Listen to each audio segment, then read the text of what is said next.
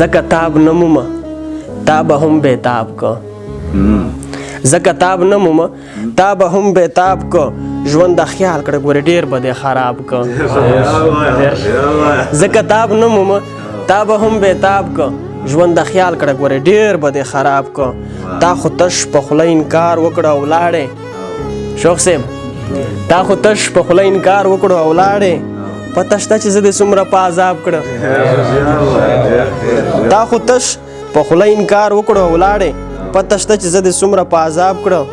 او استاد د حسن کائنات ته په سجدو یم خبر نه یم چې ګناه کړه که ثواب کړه استاد د حسن کائنات ته په سجدو یم خبر نه یم چې ګناه کړه که ثواب کړه او دا شعر د مثلا صاحب چې یوه موقع د میلمستیا خو چرته راکه یوه موقع د میلمستیا خو چرته راکه چې دا نیم زړه درته ورید او نیم کباب که یوه موقع د میلمستیا خو چرته راکړه چې دا نیم زړه درته ورید او نیم کباب که او که مې څه واک او اختیار په لاس کې راغلی که مې څه واک او اختیار په لاس کې راغی صحراګانې به آبادې په شباب که او مقطع یې ده چې زه دل د بل چا ژوند او کتاب څه کړم زه دل د بل چا ژوند او کتاب څه کړم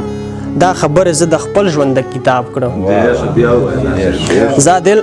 د بل چا ژوند او کتاب څه کړم دا خبرې زه د خپل ژوند د کتاب کړم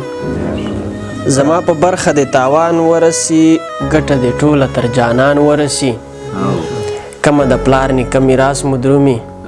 دغه یو زړه خو دې د ګران ورسی کمه د پلار نیکه میراث مو درومي دغه یو زړه خو دې د ګران ورسی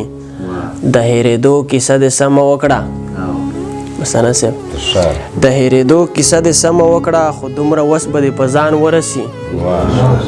د هېرېدو کیسه دې سمه وکړه خو دومره وس به دې په ځان ورسی او زما د حق ترېنه پوښتنه کوي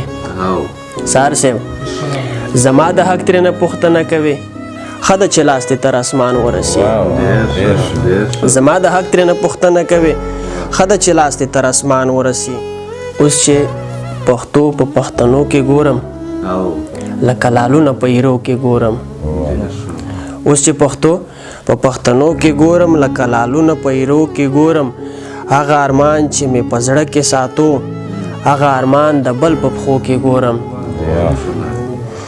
هغه ارمان چې ما په زړه کې ساته هغه ارمان د بل په پښو کې ګورم او دغه ژوندي راته ژوندي نه ښکاري دغه ژوندي راته ژوندي نه ښکاري زه خو ژوندي په هدیرو کې ګورم دغه ژوندي راته ژوندي نه ښکاري زه خو ژوندي په هدیرو کې ګورم په سترګورو کې چې ختمه شوله په سترګورو کې چې ختمه شوله هغه رڼا اوس پړندو کې ګورم په سترګورو کې چې ختمه شوله هغه رڼا اوس پړندو کې ګورم او دا زه چې هر وخت تشبیه در کوم دا زه چې هر وخت تشبیه در کوم زه د په ویښه په اودو کې ګورم دا زه چې هر وخت تشبیه در کوم زه د په ویښه په اودو کې ګورم او د ملنګانو په لباس کې عادل د ملنګانو په لباس کې عادل لکه باچا په دې جامو کې ګورم